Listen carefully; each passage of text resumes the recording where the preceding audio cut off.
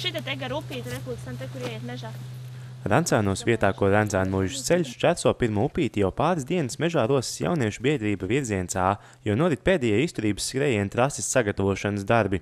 Trases garums šogad ir aptuveni 3 km, un tajā dalībnieki sastapsies gan ar mežu takām, gan upēm un dažādiem citiem iespējams netīriem dubļainiem, augstākiem un zemākiem šķēršļiem, kas būs pārbaudījums pat izturīgākajiem skrējējiem. Mēs gatavojamies jau otriem izturības skrējienam Rancānos, uz kuru sabrauks cilvēki ne tikai no mūsu novada, bet arī no apkārtējām vietām, gan no Valmieras, no Rūjens un citām pilsētām. Un dalībnieku uzdevums būs šajā trasē izskriet 3 km pa dažādiem gan dabiskiem, gan mūsu veidotiem šķēršļiem un parādīt, cik viņi ir spēcīgi. Šogad skrējienam pieteikšies 95 dalībnieki. Līdzīgi kāds bijis pagājušajā gadā, jaunākie sacensību dalībnieki būs 12 gadus jauni, savukārt citu vecumu ierobežojumu skrējienam nav.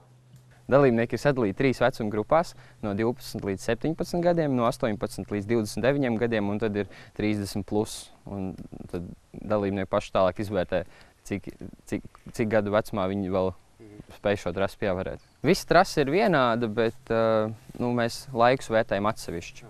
Virziens A jauniešu pieredzi izturības skrējienu organizēšanā guva jau pagājušajā vasarā, un tas palīdzēs šogad trasi padarīt vēl interesantāku un atbilstošāku vārdam izturības skrējiens.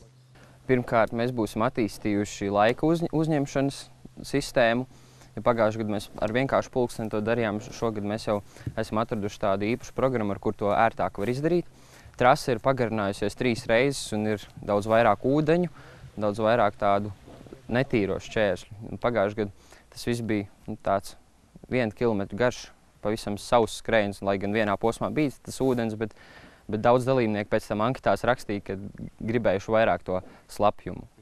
Lai gan, kā noskaidrojām, skrējiens kopš pagājušā gada izmainījies gan garuma ziņā, gan šķēršļu grūtībā un daudzumā, tomēr tā galvenie mērķi palikuši nemainīgi, proti aktīvu un veselīgu dzīvesveidu popularizēšana.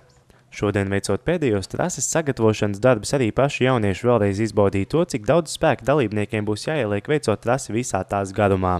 Interesantākie ir sienruļi, kuriem jālien pāri. Ir elektrības spola lielā, kurai jālien pāri, un tepat, ko mēs izmantojam, dabiskais šķērslis, ir caurtaka zem ceļa, kur tek upīte cauri, dalībniekiem pa to būs jālien. Būs arī virvju uzdevumi, pāri upē jāiet turoties pie virves, būs, kā mēs to saucam, zirneklis, mežā starp vairākiem kokiem nostiepts auklis, un tad jāmēģina izlīst tām cauri. Tad ir vēl ļoti liela tāda bedra izrakta, un šis te ūdens posms ar virvi un cita veida vēl riepas arī. Ar šodien izdarīto vēl gan nekas nebeidzas. Vēl jāpārliecina par to, vai viss tiešām ir nostrādāts līdz pēdējiem sīkumam, trase ir gatava uzņemt dalībniekus. Tagad mums ir jāiztīra šī te upe, jānovelk virve, un tas pie trases arī tas ir tas lielākais. Un sestdien no rīta mēs vēl iziesim cauri visam, pārbaudīsim, vai visas norobežojušās lentes ir savā vietā, jo pēdējās dienas, kad bija vējš, tad viņas tika pārautas, un tad ir jāpārliecinās, vai viss ir kārtībā. Ir doma arī piekdienas vakarā vēl izskriet pašiem. Man noteikti, es nezinu, kā pārējiem, tad izdomāsim, kurš būs tas drosmīgais vēl, kurš skries. Protams, liels darbs grūti paveikt vienam, tāpēc pasākumu atbalsta gan Butnieku novada pašvaldība, gan daudz citu palīgi, bet tā kā galvenie organizatori šeit ir paši jaunieši, skrējienu organizēšana viņiem ir visnotaļ lieliska pieredze.